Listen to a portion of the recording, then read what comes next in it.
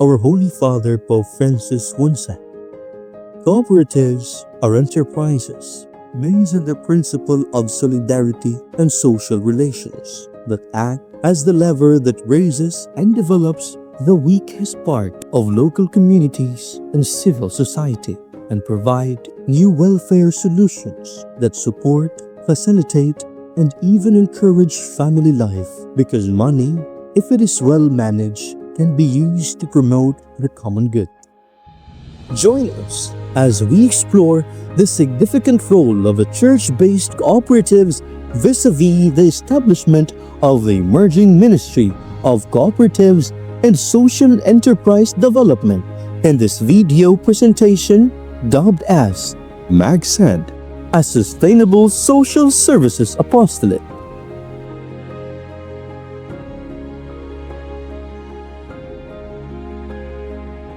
Undeniably, the impact of cooperatives in Philippine society has been indicative of the country's key socio-economic indicators.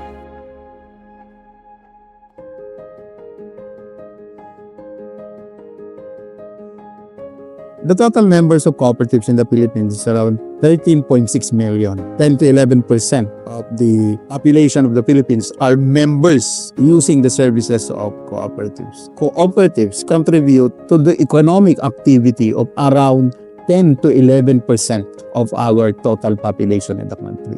Cooperatives also make sure that these 13.6 members of cooperative are financially inclusive. Going along with that, they now are being instilled with financial discipline, educated with helping one another, and to some extent, learning how to be entrepreneurs, because cooperatives has many assistance and trainings for its members on entrepreneurship. And the part of social contribution, cooperatives are also the number one providers of relief and assistance when it comes to calamities. And the cooperatives are always there. They never close shop. They never close their windows. They always continue their transaction with members while providing some help to the least, and the lost na mga kababayan natin dito sa Pilipinas. Once the government, the cooperative sector, and the CBCP will partner in organizing cooperatives, in helping cooperatives, and in guiding cooperatives, we have one good and truly progressive cooperative sector in the Philippines. The Catholic Church, in one of its core pastoral pillars, has social services and development within the apostolate initiatives and undertakings at the archdiocesan, diocesan, vicariate, and parish levels. Stated in the Article 397 of the Second Plenary Council of the Philippines, at the basic level, Christian formation and community organization of fisherfolk, complemented by socio-economic and cooperative development, should be part of the Church's development agenda. This was further affirmed by Article 44 of the Second Provincial Council of Manila, stating, "The involvement of lay people who possess expertise in the founding and operation of cooperatives should be sought out so that cooperatives may be established in parishes. In order to promote the further growth and development of parish cooperatives, parishes that already have cooperatives are encouraged to form federation of cooperatives according to the regulations of the Cooperative Development Authority of the Philippines." As such, what role will cooperatives play in this ongoing dynamics between our various church-based social services apostolate and the envisioned cooperative economy for our local ecclesiastical jurisdictions?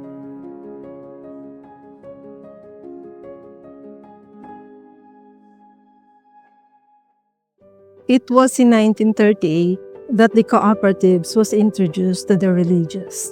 And in 1960s, it was introduced to the Catholic Church. The role of the cooperative cooperatives in the social enterprise development in the Catholic Church plays an important part because in the church, we are always on the dole-out section. So, cooperative is the best way to uplift the lives of our parishioners. It is better to teach them how to fish rather than giving them fish.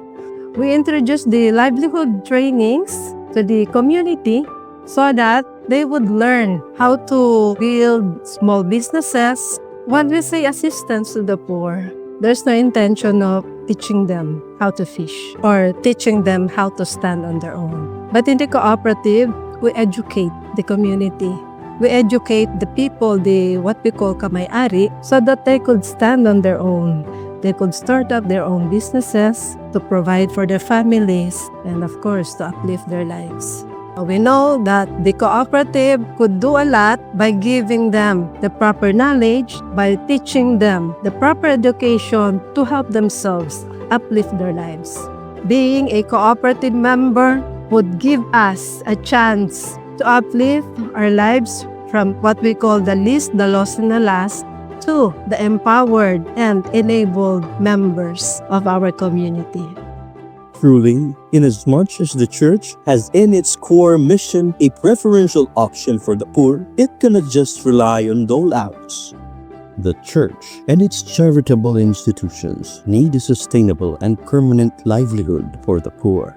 The Church must create economic opportunities for them to be part of, and cooperatives, by its nature and identity, would be the next viable option.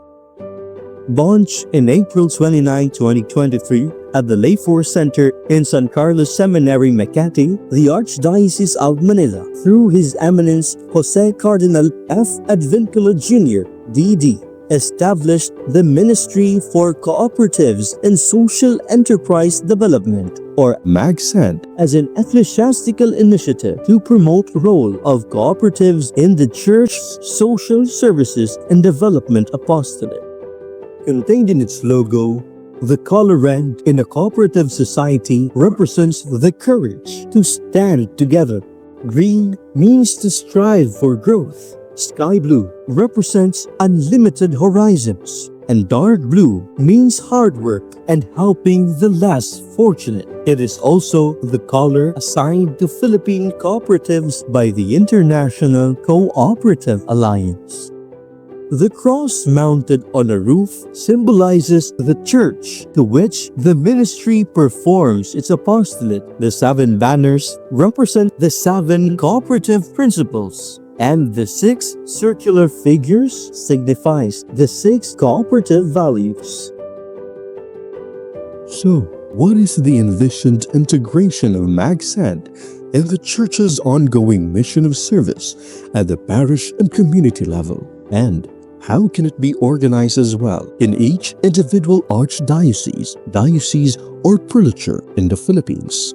MCSED is a ministry to organize our effort for economic empowerment. It will use the efficiency and effectiveness of business in order to create wealth needed to finance the socio-economic needs of members in terms of savings mobilization, livelihood training, and access to capital for their entrepreneurial activities.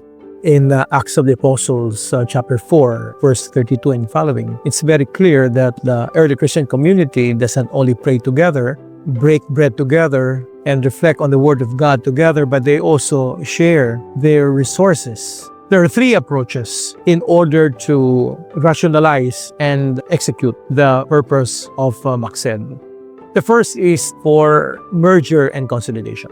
Merger and consolidations are business strategies in order to harness collectively the assets of the cooperatives in terms of human asset, bringing leaders together, and the financial resources of the cooperatives.